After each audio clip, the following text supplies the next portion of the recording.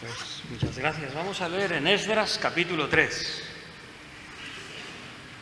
Me siento un privilegiado esta tarde, no solamente por compartir la palabra, pero porque Esdras capítulo 3 es un capítulo breve, sencillo, lleno de enseñanza y muy facilito. Así que tengo pena por aquellos que han tratado las genealogías o que tratarán otros textos con dificultades. Pero a mí me ha tocado un pasaje muy sencillito. Con todo y con eso, hoy quería prepararos alguna gráfica que nos fuera de ayuda, pero me ha sido imposible. Cuando quería terminar de trabajar, a las 5:30 ha entrado alguien con cuestiones urgentes en el despacho y luego con la caravana que había viniendo para acá de gente de la playa, un poco más y no llego. Pero bueno, es un privilegio, una bendición de poder estar con vosotros. Y entonces vamos a leer la palabra del Señor. Primero oramos y luego comentamos alguna cosa y leemos la Escritura. Vamos a orar. Señor, muchas gracias. Muchas gracias, Padre, por poder abrir tu palabra. Qué tesoro tan precioso, tan valioso. Queremos mirarnos en ese espejo de tu palabra. Queremos venir a tu encuentro. Queremos, Padre, que tu palabra nos examine, nos enseñe y, como hemos cantado, que tú gobiernes nuestras vidas. Sabemos que ahí es donde vamos a tener felicidad, paz y una vida plena y realizada. Te damos muchas gracias, pedimos tu bendición en el nombre del Señor Jesús. Amén. Muy bien, hemos hablado en varias ocasiones acerca del momento histórico donde nos encontramos. Hemos hablado de cómo el pueblo del Señor se desvió de los términos del pacto de Dios, cómo se rebeló de diferentes maneras y Dios los castigó de una manera inusual. Dice Jeremías que oirán lo que nunca fue dicho, y es que el Dios de un pueblo usara naciones vecinas y entregara a su pueblo en manos de naciones vecinas. Y es así como el Señor lo quiso hacer, de que ese lugar que Dios había escogido para poner su nombre, que había reconocido el templo de Moisés, y eso que Dios nunca pidió una casa para morar, pero había concedido el deseo de que David y Salomón construyeran un templo, pero por la rebeldía de su pueblo, Dios permitió que en el año 605, 606, los babilonios vinieran del Golfo Pérsico y invadieran Jerusalén y estuviera el pueblo de Israel por 70 años en cautividad. Quiero haceros notar algunas cosas interesantes. La primera, ¿sabéis que hubo 3 veces que los babilonios se llevaron personas de la tierra de Palestina? Y Dios decretó que los judíos iban a estar 70 años en cautividad. ¿Sabéis cuándo comenzó a contar esos 70 años? Sería a partir de que vino la primera vez Nabucodonosor y se llevó a los jóvenes nobles, entre ellos Daniel, 605, 606. Podría ser en el 597, cuando Nabucodonosor entró y se llevó a otro grupo de personas ya más numeroso, o sería en el 586, cuando Nabucodonosor destrozó Jerusalén, la arrasó y se llevó a otro grupo de personas, dejando solamente los campesinos. Pues bien, la cautividad, a mí me gusta pensarlo así, comenzó cuando un extranjero se llevó los utensilios de oro del templo, cuando se llevó lo precioso de la casa del Señor en la primera deportación. Se llevaron los judíos y luego 70 años, 536, los judíos comienzan a venir.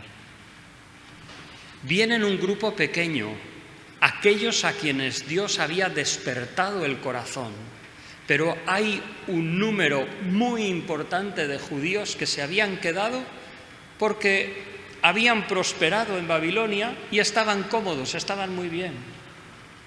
Pero los pocos que habían venido despertados y movidos por el Espíritu del Señor.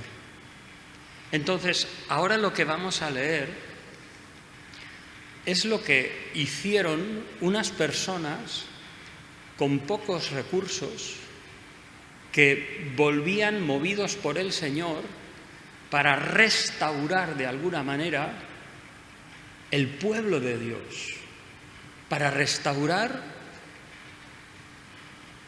lo que era el pacto de un pueblo hacia su Dios, después de haber estado 70 años bajo el dominio de gentiles, de paganos, como eran los babilonios y luego el imperio medo-persa.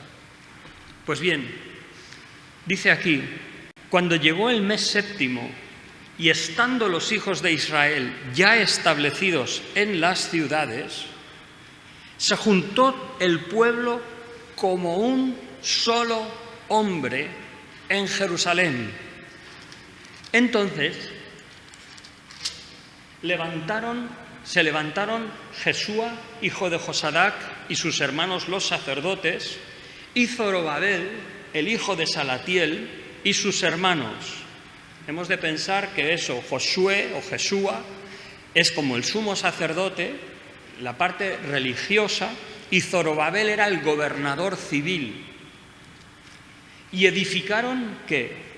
El altar del Dios de Israel, para ofrecer sobre él holocaustos, como está escrito en la ley de Moisés, varón de Dios. Y colocaron el altar sobre su base, porque tenían miedo de los pueblos de las tierras, y ofrecieron sobre él holocaustos a Jehová, holocaustos por la mañana y holocaustos por la tarde. Celebraron asimismo la fiesta solemne de los tabernáculos, como está escrito, y holocaustos cada día por orden, conforme al rito, cada cosa en su día. Además de esto, el holocausto continuo, las lunas nuevas y todas las fiestas solemnes de Jehová,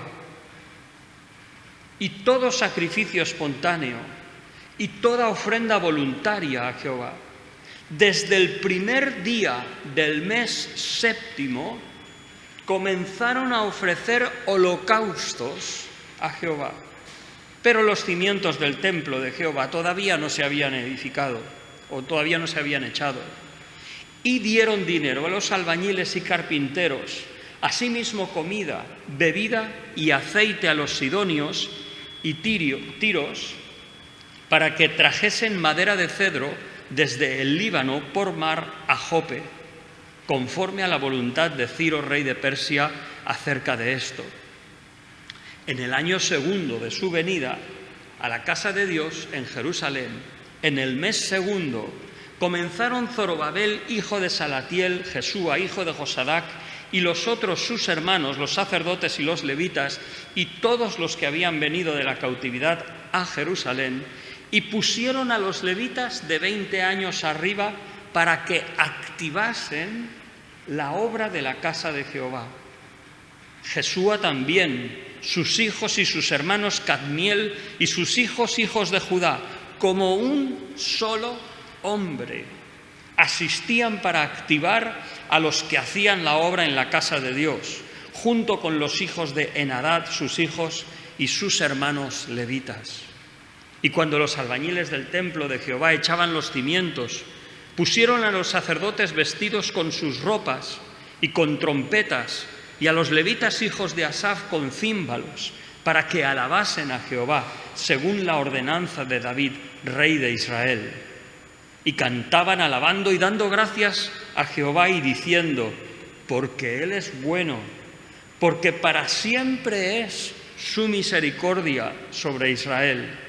Y todo el pueblo aclamaba con gran júbilo, alabando a Jehová, porque se echaban los cimientos de la casa de Jehová. Y muchos de los sacerdotes de los levitas y de los jefes de las casas paternas, ancianos que habían visto la casa primera, viendo echar los cimientos de esta casa, lloraban en alta voz, mientras muchos otros daban grandes gritos de alegría. Y no podía distinguir el pueblo el clamor de los gritos de alegría de la voz del lloro, porque clamaba el pueblo con gran júbilo y se oía el ruido hasta de lejos. Dice el primer versículo, o uno de los primeros versículos, que tenían miedo, versículo 3, tenían miedo de los pueblos de las tierras. Es normal, esto se podría asemejar a los colonos cuando iban a América, y los colonos iban hacia la parte oeste, donde era tierra inhabitada. Y entonces, no estamos de acuerdo para nada con lo que luego sucedió con los indios apaches y los conflictos, y a veces, no sé, yo no quiero entrar en eso, pero lo que parece un maltrato como mínimo, lo vamos a dejar ahí. Pero ese sentir de con pocos recursos, con pocas energías, pero el Señor les enseñó varias cosas en la cautividad. Aquellos que habían sido despertados a volver a Israel tenían varias cosas claras. Primero, aunque tenían miedo de los vecinos porque no estaban resguardados, no tenían casas, no tenían posesiones, no tenían un número de caballos adiestrados para la batalla, preparados para reaccionar a unos enemigos, pero a pesar de todo, sí que habían entendido que el bienestar depende del Señor. Y lo primero que era necesario era reconstruir la adoración a Dios. Qué cierto es eso. Como personas, como creyentes o cualquier persona, ¿de qué depende nuestra felicidad? ¿Qué es lo primero cuando estuvimos tratando acerca del equilibrio en la vida humana? Hablamos de qué está en el fundamento. Hay cosas que nos ayudan a nuestra vida. Por ejemplo, tener una familia equilibra nuestra vida, porque puedes tener personas con las que hablas y el trato familiar, aún con sus tensiones y con sus más y sus menos, pero te equilibra.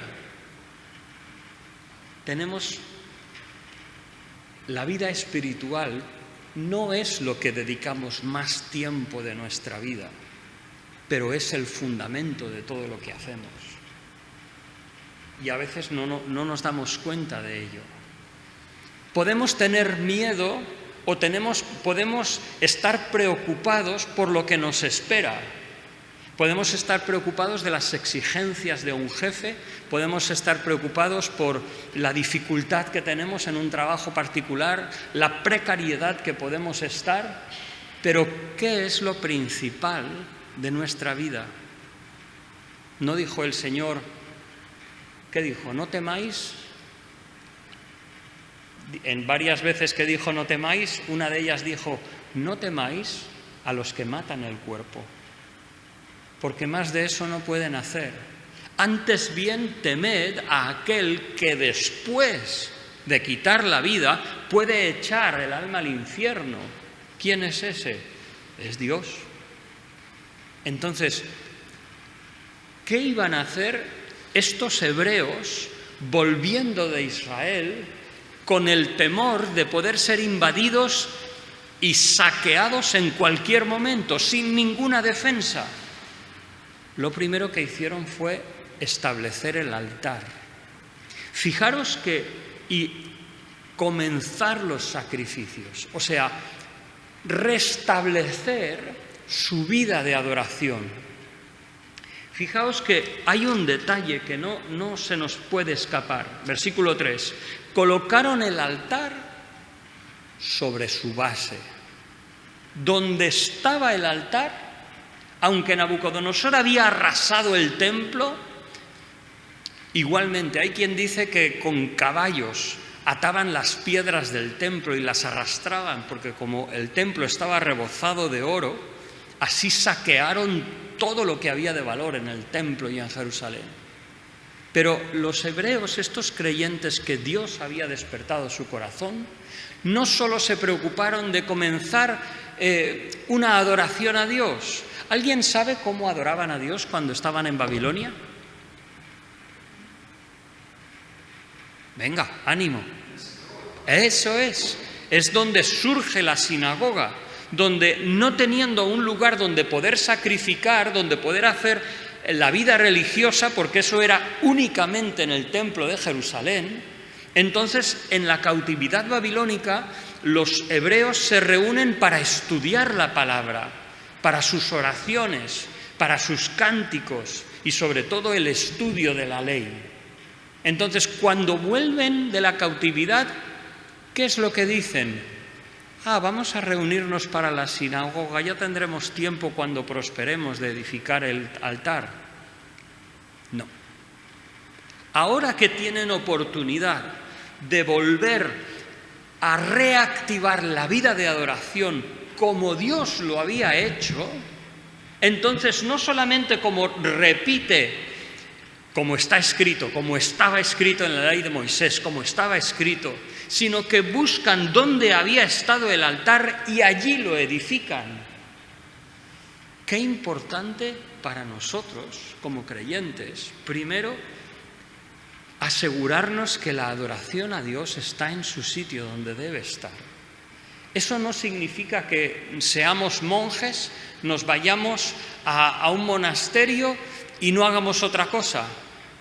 ¿Sabéis que fue por el año 700 y pico donde parece ser que comenzó o se popularizó el rosario? Porque había un monje que tenía una bolsita con piedrecitas y entonces así contaba cuántas veces había rezado el Padre Nuestro. Y entonces podía rezar al día unas 721, 730 veces. ¿Es eso lo que Dios quiere de nosotros? No. Eso es una distorsión.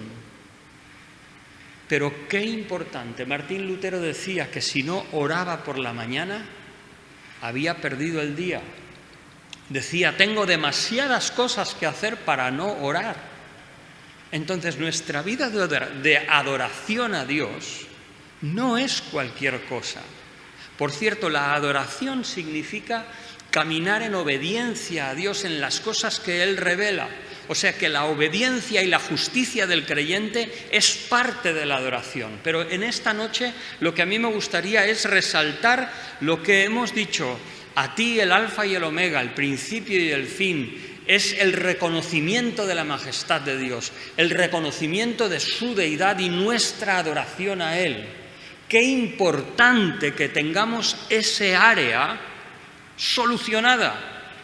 Tiene que llegar un momento en que, vale, si no es cada día, pero regularmente tú tienes un tiempo de calidad orando a tu Dios.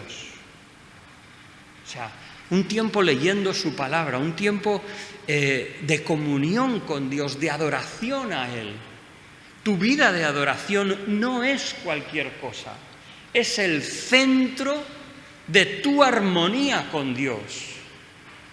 ¿Preferimos estar en una cautividad en el mundo? Por supuesto que no.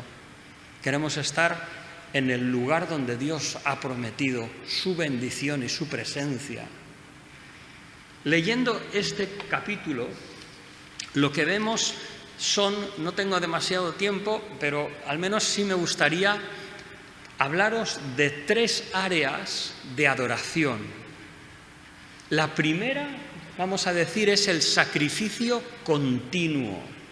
Cuando hablamos del sacrificio continuo, hablamos de un holocausto a las 9 de la mañana y otro a las 6 de la tarde, por la mañana y por la tarde. Sacrificio de la mañana, sacrificio de la tarde. Sacrificio continuo.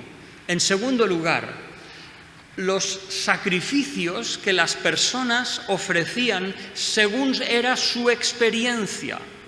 Y ahí entraba todo lo que es sacrificio voluntario, sacrificio por el pecado, sacrificio de paces y diferentes ofrendas.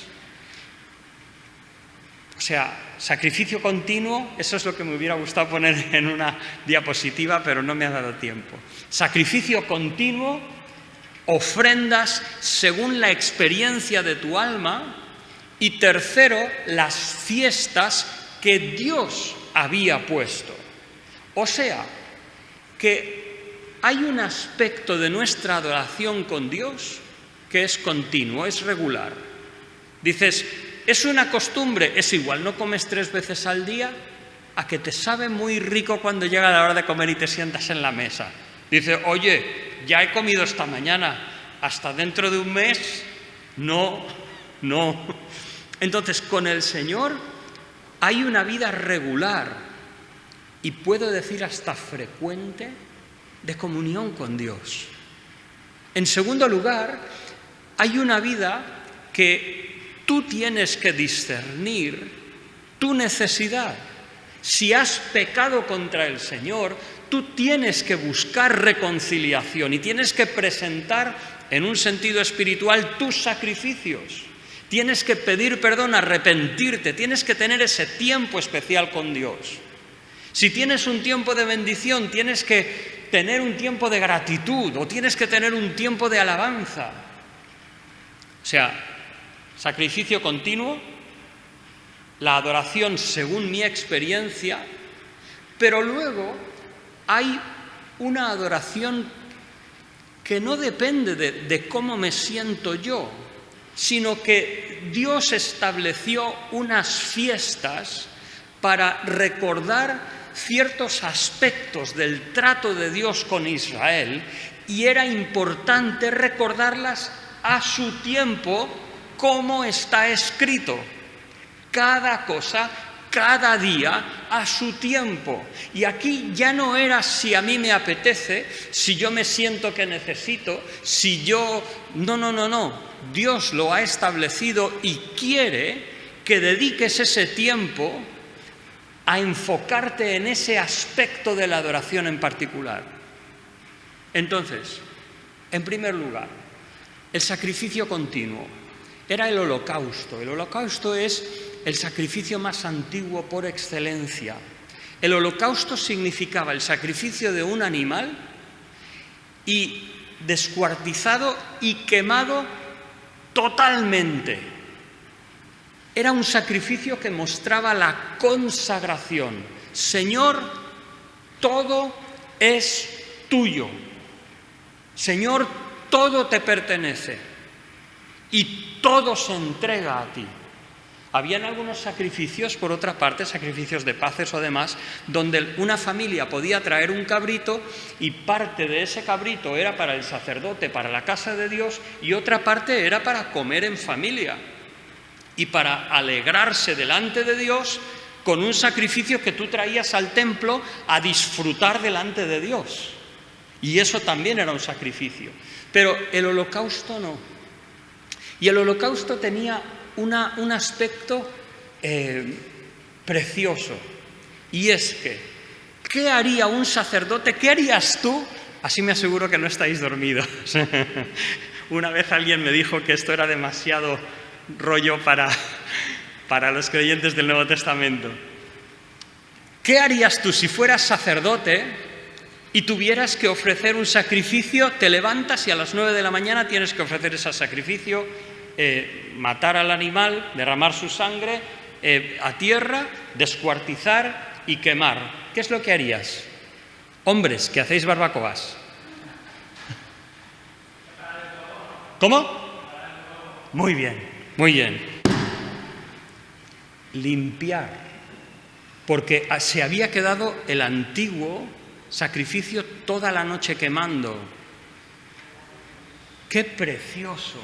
¿Por qué? Por la limpieza del sacrificio. Y luego os recordaré un versículo. El sacerdote, cuando llegaba por la mañana, lo que hacía era quitar todo lo que era del sacrificio anterior, no valía, limpiaba el altar y cuando sacrificaba el animal, lo lavaba, lo limpiaba, todos sus intestinos, porque los sacrificios eran limpios al Señor. Y entonces se quemaba todo. Pero qué importante renovar nuestra consagración al Señor.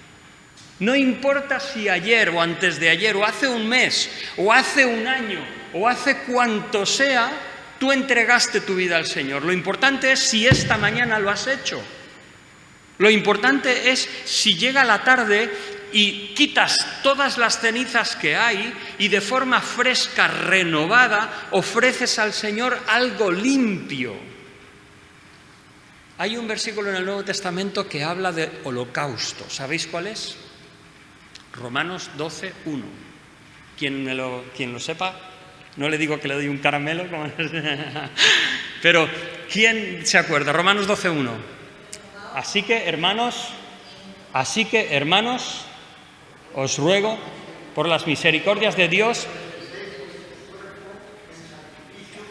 Eso es. ¿Qué ofrenda es? Es el holocausto. Así que, hermanos, os ruego por las misericordias de Dios que presentéis vuestros cuerpos como un sacrificio, pero no para morir, no para descuartizarlo, pero sí para limpiarlo y de una forma renovada y regularmente lo ofreces, ¿qué? Una parte al Señor. Señor, te doy el domingo por la mañana o te doy un poquito, mira, te doy este y este área de mi vida, pero el dinero déjame que lo guarde yo. O cuando me divierto, eso es mío, eso no es tuyo. Pues no, la adoración al Señor es: Señor, heme aquí. Todo limpio, renovado, y habitualmente renuevo mi compromiso y mi entrega contigo. Ese es, ¿qué dice Romanos 12, 1 al final?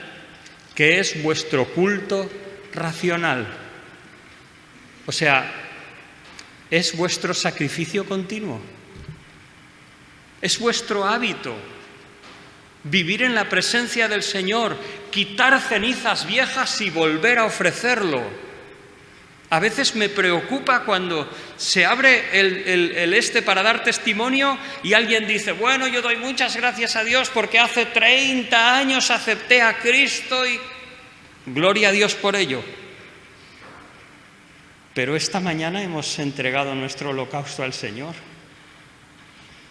Sacrificio continuo. Segundo, nuestra ofrenda al Señor. Fijaos que aquí no tenemos un pueblo aposentado de años, con tiempo para tener sus ofrendas, sus ganados que se han multiplicado. No, tenemos unas personas que acaban de venir de Persia con lo puesto, con lo que han podido cargar, no son potentados. Y entonces dice que no solamente el sacrificio continuo, sino que las ofrendas que Dios puso, ofrendas voluntarias, sacrificios por el pecado, ofrendas de paces, oblación, etc. ¿Qué quiere decir? Pues que en la vida del creyente tenemos que discernir cuándo necesitamos pedir perdón. Primera de Juan, capítulo 2, versículo 1. Si alguien me lo dice, vamos, le invito a un café. Hermanos míos, o hijitos míos, estas cosas os escribo para que no pequéis. Pero si alguno hubiere pecado, abogado tenemos con el Padre, a Jesucristo. Si hemos pecado, parte de nuestra adoración a Dios es confesar nuestro pecado. Si Dios nos ha bendecido con bienes, parte de nuestra adoración es dar al Señor para que su reino siga adelante. Es parte de la adoración. No es una cuota para pagar la luz. Es una ofrenda a Dios para el progreso de su reino. Y como eso, otras cosas. Y corro porque no me da tiempo, sino... Y después, una cosa es el discernimiento personal. ¿Cómo estás tú hoy con el Señor? A veces vamos tan rápido, la vida nos lleva, la corriente de este mundo, el trabajo y todas las cosas que parece que hemos aterrizado como de un quinto piso, ¿no? Pero qué importante es tener momentos de comunión con el Señor, momentos de meditación de su palabra para discernir dónde está nuestra alma, en qué términos estamos con el Señor, qué necesitamos nosotros de Dios. Pero hay una tercera área de adoración. ¿La primera cuál era? Sacrificio continuo, el holocausto. La segunda era los diferentes sacrificios que ellos establecieron también. Pero la tercera son las 7 principales fiestas del Señor. Entonces, si podemos ver la gráfica, nos ayudará a recordarla. A ver. Bueno, comenzaba con la Pascua. La Pascua era principio de año para los judíos. No era el principio del calendario civil, pero sí del religioso, que era la Pascua. ¿Qué recordaba la Pascua? Salida de Egipto. ¿Y qué es eso? La liberación de la esclavitud, la salvación, y a nosotros nuestra salvación de nuestros pecados. Seguimos sin eso. No. Segunda fiesta, 14 de abril, 14 del mes de Nisán, que más es el tiempo de Semana Santa. Segunda fiesta, al día siguiente, los panes sin levadura. Así como Israel salió de Egipto y no dio tiempo al pan para leudar, pues hicieron panes sin levadura, unos panes más austeros que les recordaba el hacer panes sin levadura. Dice Primera de Corintios que esa levadura habla de la levadura vieja del pecado. O sea, la salvación y luego ácimos o panes sin levadura de santidad para el Señor. Y luego, a los 50 días de la Pascua, el día de Pentecostés. No se podía trabajar en esas fiestas. Eran las fiestas del Señor, dedicado el tiempo a celebrar esa fiesta, a enfocar el corazón en la salvación, la vida santa, y a los 50 días el día de Pentecostés, donde el Señor envió el Espíritu Santo. ¡Qué imagen tan preciosa! Hay días que tenemos que dedicar a meditar en la salvación. Otros días necesitamos meditar en la santidad de Dios. Otros días necesitamos meditar en la necesidad del Espíritu Santo. Después estaba la fiesta de las trompetas, donde se tocaban las trompetas y todo Israel se reunía. Esas fiestas de las trompetas en el Nuevo Testamento pueden hacernos pensar en la venida del Señor.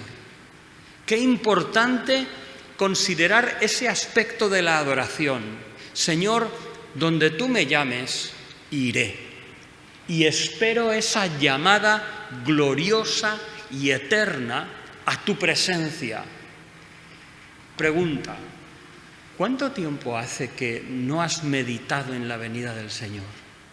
¿Cuánto tiempo hace que no reflexionas sobre la necesidad de preparar tu alma para encontrarte cara a cara con tu Señor?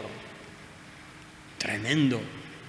Y sin embargo dice la Escritura que esa esperanza nos purifica, pero como decimos, por el ajetreo de la vida, porque somos llevados de aquí para allá, porque quizás a veces vivimos por la experiencia de nuestra alma, pero nos olvidamos de esas áreas que Dios quiere que nos acordemos. La salvación podemos pensar en la Cena del Señor. Nosotros 3 domingos al mes reflexionamos sobre la muerte de Cristo a nuestro favor. Bien hecho, así lo ha dejado el Señor.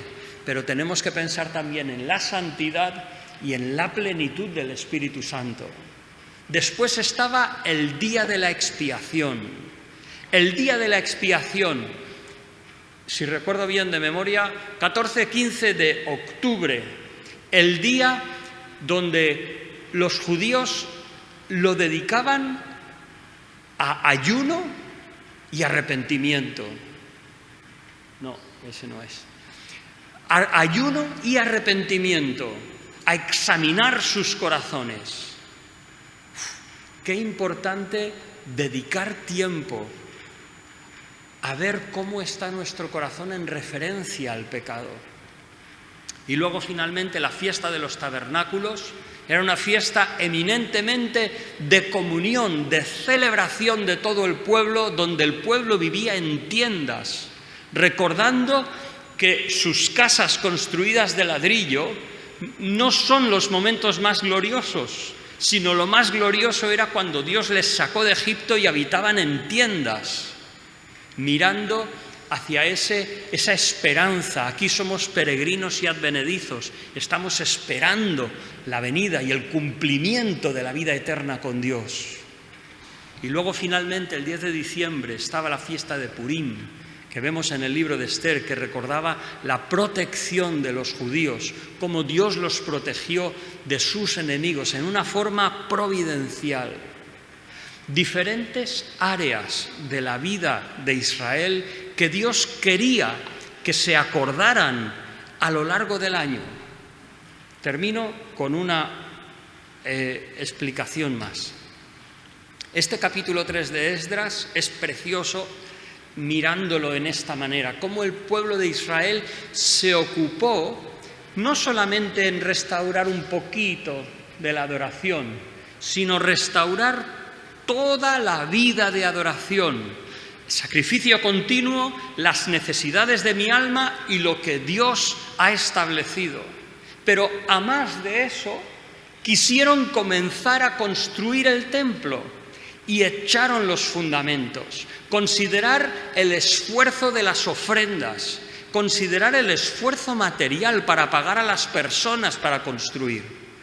Y cuando finalmente lo consiguen hacer, ¿qué es lo que vemos? Que unos lloran y otros ríen y no podían discernir.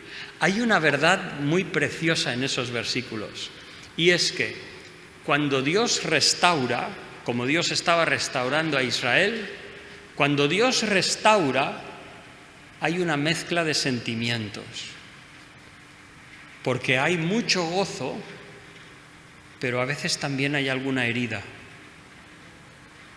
Y no nos debe sorprender. Debemos tomarlo como parte de la experiencia de vivir con el Señor. Si alguien después de pecar, después de hacer mal, se arrepiente y todo es gozo y todo es gozo, ¿por qué? Porque en la restauración del Señor a veces Dios permite ese recuerdo de lo que fue en el pasado. Eso no sucederá cuando estemos con el Señor para siempre en la eternidad, pero aquí sí. También a veces el pasado nos enseña para guardarnos del pecado. Que el Señor nos ayude a tener una vida de adoración rica, que no significa horas y horas y horas, significa momentos de calidad con el Señor.